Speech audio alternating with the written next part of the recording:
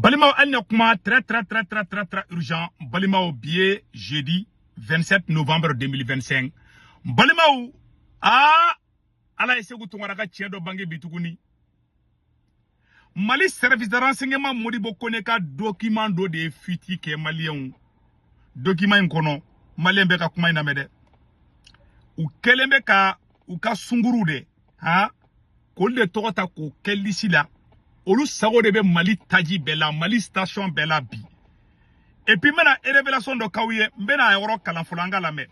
Malien beka document na je ni bora Mali SE la Mali service de renseignement document de flek ka folokoto et réseaux sociaux sans faire la Malien. Modibo koneka document do bora ku utara drone sa trigi aklibo la ne bora no document yi. Awa document were fana bora tukuni. Malien nyo de fo ngena. Mali renseignement ni zéro de à la base. Aya la je musebene bede. Malien kabako kodo de kara. Mena kala malien dem bela jelen kala je. Ni kara dusu kasi ko de malien. Malien bela jelen kala me.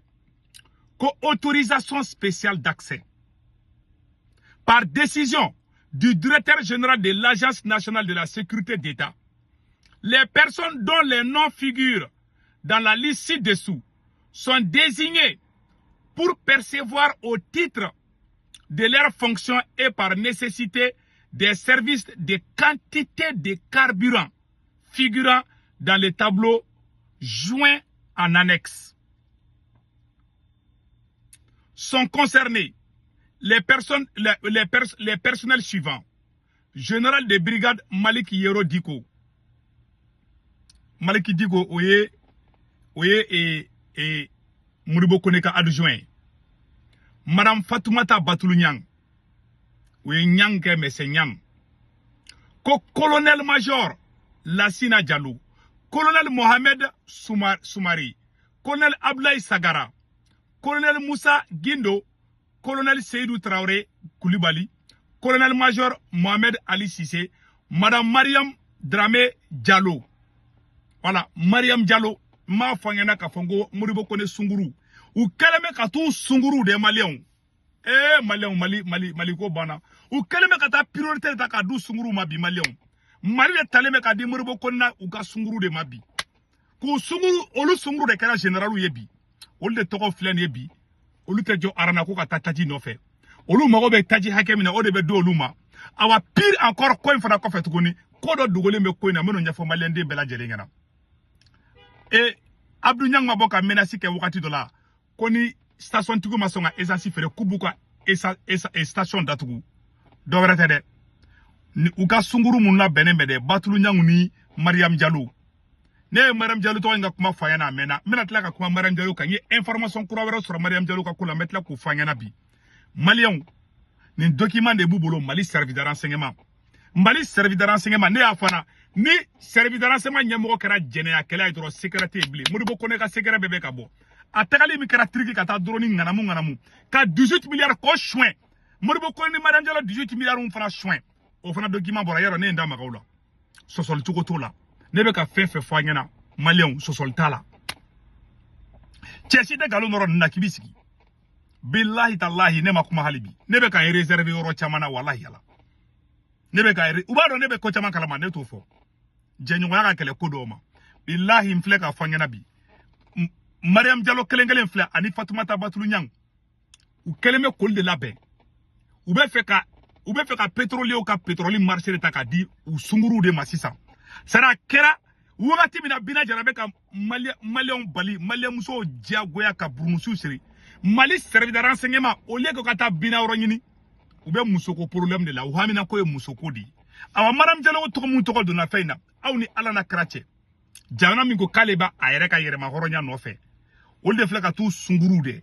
O furumuso tede ayi parce que horonte u ka strato muso la u tu muso bonya u ka strato muso la u ka straba u jeneya mu bode katla kata jeneya muso fana ko tokota ko do Mali yoro bawla anga konyengini yoro kata u ka jeneya muso tokota ka to do la e bi mena kuma do fana fanyana Mariam Diallo inka yaro ni noti borata Modibo Kone ka sekero de be ka bon Mali renseignement ala Mali ko bana koy Mali renseignement Mali service de renseignement o de ka notu be ka circuler bi réseaux sociaux kambi ne ma fana ngo bente ya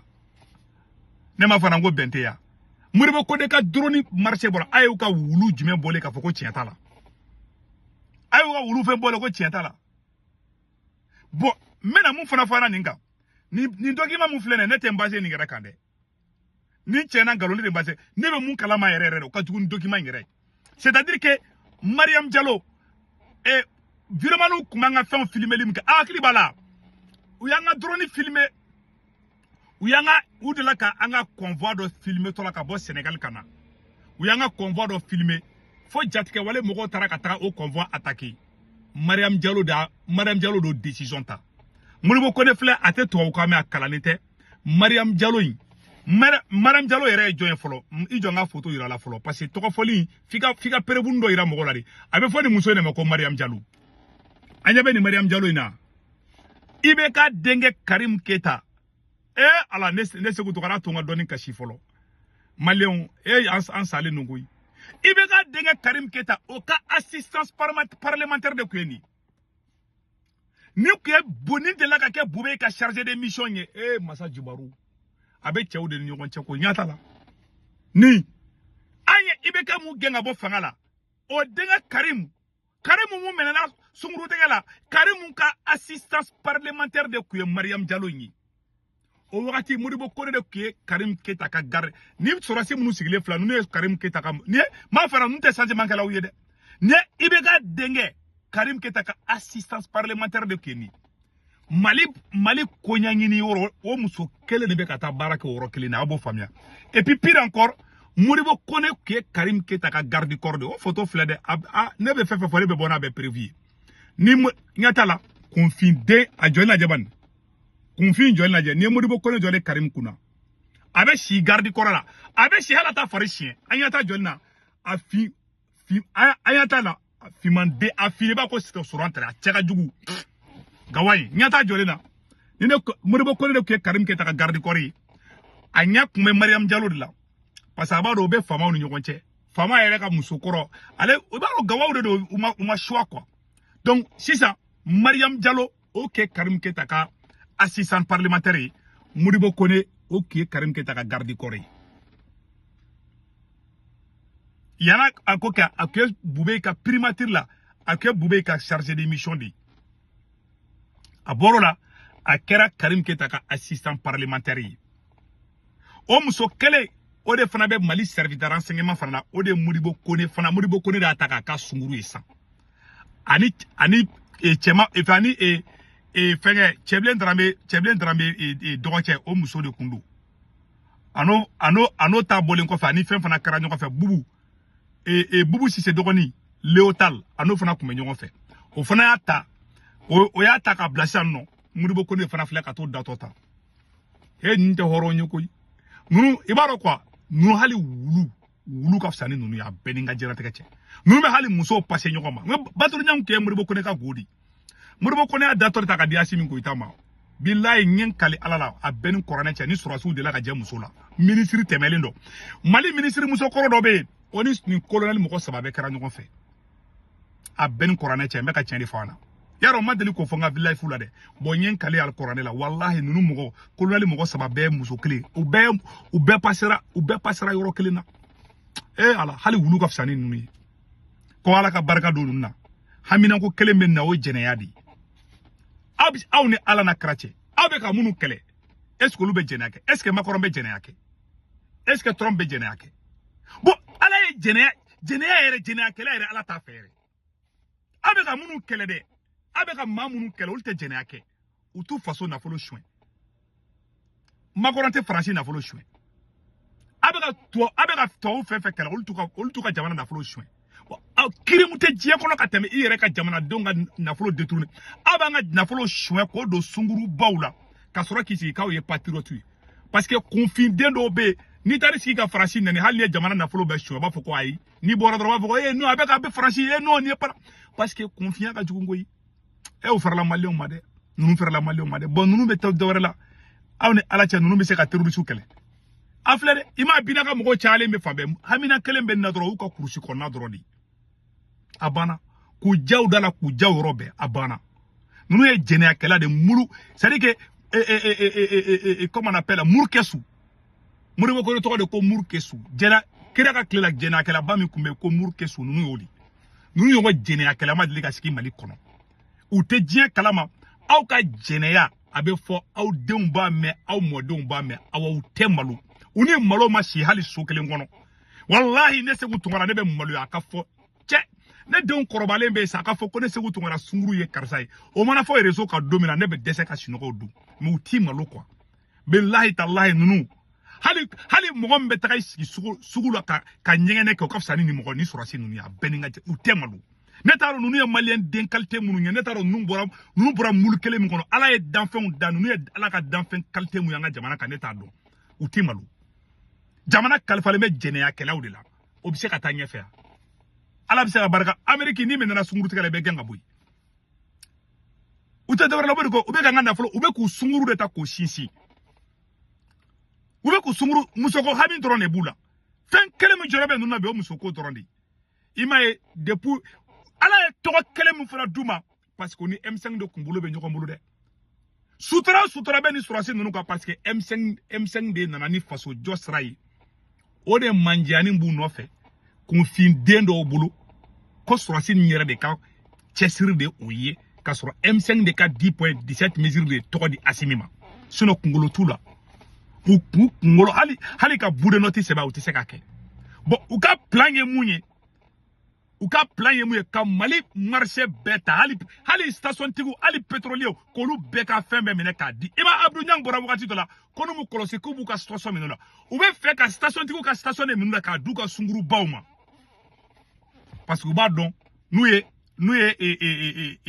Abdou Niang bila diɲɛ zie cogo la a b'a kɛ a bɛɛ filɛ dɛ awa sunguru kelen t'u bolo fana koyi ni Modibo Kone sunguru de i m'a ye nin den ni ɲin kun tolilen don yani Modibo Kone kana Modibo Kone na dɔrɔn i ma o ɲin dilanna san nɔ Evelyn Jack dakasa de kun bɛ bɔ o filɛ nin et puis muso dakasa bɔlen muso kasa bɔlen k'olu ta ka tila k'olu dilan ka parfum fiyɛ olu la e y'an faga ala ka ninnu daga ban kunna aw mana gɛn don min na hali wulu n'a aw tɔgɔ fɔra wulu ɲɛna kare kunna bila a bɛ pɔrɔn cɛw la tout moriya u tɛ malo billahi a ye taa DNA a ye taa test kɛ na ni ɲɛmalen den halalaw ye Mandenka halala hɔrɔn den yɛrɛwolo den i bɛ maloya sa hadamaden u tɛ malo an ka musoko de bɛ réseau ka don o don aw denw tulo b'a la aw furumusow tulo b'a la aw faw tulo b'a la aw baw tulo b'a la aw ye den modèle jumɛnw ye billahi ninnu tɛ malo ninnu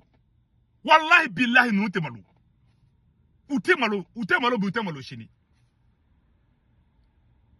sunguru jɛnɛya ma bɔ dɛ ka tila ka jɛnɛya muso ta k'o ta k'o da i nun kan cɛ wulu bɛɛ bɛ bo dun sa mɛ bo dun wulu bɛ bo ta ka da nun kan a bɛ fɔ ko karisa ka wulu bɛ bo dun a bɛɛ filɛ nin ye Evelyn Jack nin filɛ nin a filɛ Modibo Kone ka sunguru de nin fana ye koyi filɛ nin ne ko Modibo Kone sunguru tɛ ko min tɛmɛna ni Modibo Kone tɛ Kulukoro taga sira la n bɛ se ka n da don o la o bɛɛ preuve bɛ n bolo ne tɛ fɛ ka kuma dɔw fɔ ne bɛ n pan ka kumaw kunna de bon Batulu Niang fana filɛ nin an y'a tɛ Batulu Niang na yani transition kana Batulu Niang k'e muso fimani de fimani kale filɛ nin awa transition nana dɔrɔn a jɛra i b'a ko tubabu a bɛ tila ka jɛ k'a bɛ ka tubabu kɛlɛ k'a firi tout moriya et puis Asimi ko bɛɛ bɛ kɛ milliardaire ye quoi o tɛ mali galon tigɛ u bɛ galon min tigɛ o de kosɔn a bɛ bagala Bubu Mabel Jawara ma billahi tallahi Bubu Mabel ye galon tigɛ min ye a ye galon tigɛ min fɛra dɛ a m'a ye mɔgɔ wɛrɛ dɛ a y'a ye Asimi Goyita de la ka sɔrɔ sa ka fasoden ɲuman bɛɛ kɛlɛ ka yɛrɛwolodenw kɛlɛ ka hɔrɔndenw kɛlɛ ka sɔrɔ ka taga jamana kumasuludenw ta k'olu kana aw dɛmɛ olu bɛ se k'aw dɛmɛ yan olu bɛ se k'aw dɛmɛ ka jamana den ɲɛnama bɛɛ kɛlɛ ka jamana halala bɛɛ kɛlɛ ka sɔrɔ ka taga mɔgɔlankolon nɔfɛ n bɛna nin yɔrɔ bɔ ka yira maliyɛn de bɛɛ lajɛlen kan donc k'a fɔ aw ɲɛna an bɛ yɔrɔ min na ko bi ninnu bɛ koronikardon na solution tɛ ninnu bolo u tɛ se ka jamana in libérer an b'a ɲini sɔrɔsi dɔ fɛ u ka ninnu gɛn ka bɔ yen sɔrɔsi mana ninnu gɛn ka bɔ yen an bɛ lafiya ka jamana den ɲuman bɛɛ kɛlɛ denkolonw ka sɔrɔ ka dan denkolonw ye k'a bɛ jamana jɔ n'olu ye tɛgɛrɛ fɔlaw propagandistes nkalontigɛlaw k'a bɛ jamana jɔ n'o ye aw bolo ko jamana jɔ ye science fiction de ya billahi maliyɛnw a bɛ tila ka réalité mun ni bi tɛ kelen ye wallahi ne kɔni bɔra ne ni révélation de kɛ ka yira aw bɛɛ lajɛlen na a ye lajɛ n bɛ ka a ka video dɔ da ko Asimi Goyita ko maliyɛn bɛɛ bɛ kɛ milliardaire ye aya fo de vidéo ni nkume bolo mais on m'a préparé na quoi je voulais vous montrer ça mais voilà aba keto me fait ka vidéo ni mboka yira la quoi akume bolo quoi mais ça avait disparu un moment donc mbora kan nyoro de fo bela jena am bela jele ngante ka di nyoma anga do ke jamana ngi jo voilà ala ka hera ke malende bela jele ngi donc ni de ku aw garzige bi ka fo bela jele ngana aka klito aw yera la sorasi munu fle fangala nunu mana malijola de nunu nana tanyin de la nunu nana yere jodla u nana shwani la nunu ye shwani mi ke mashi make abdu nyange kuma mfo fengoma ndela ko kuma ni fa angola me Bonjour et bienvenue. Ayalame. Ayalame.